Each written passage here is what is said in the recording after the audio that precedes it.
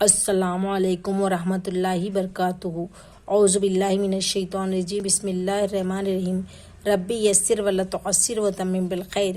آج ہم پڑھیں گے مرکب اضافی۔ مرکب اضافی کیا ہوتا ہے؟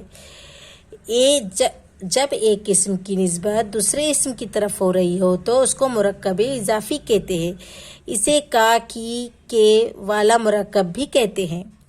مثلاً ایک اسم کتاب کی نسبت دوسرے اسم اللہ کی طرف ہو رہی ہو تو مرکب بن جائے گا کتاب اللہ، اللہ کی کتاب۔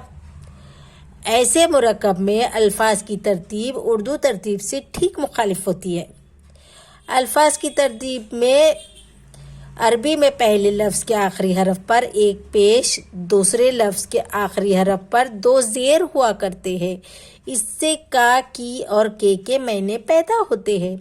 مثلاً مسجد کا دروازہ، بابو مسجدن، نوح کی قوم، قوم نوح، حامد کا قلم، قلم حامدن۔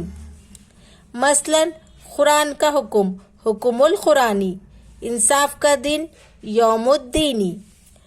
قرآن کی آیات، آیت القرآنی، اللہ کی کتاب، کتاب اللہ، رسول کی دعوت، دعوت الرسولی، موت کا مزہ، ذائقۃ الموتی۔ آج کے لیے اتنا ہی، آگے کے ایپیسوڈ میں آپ کو بتاؤں گی۔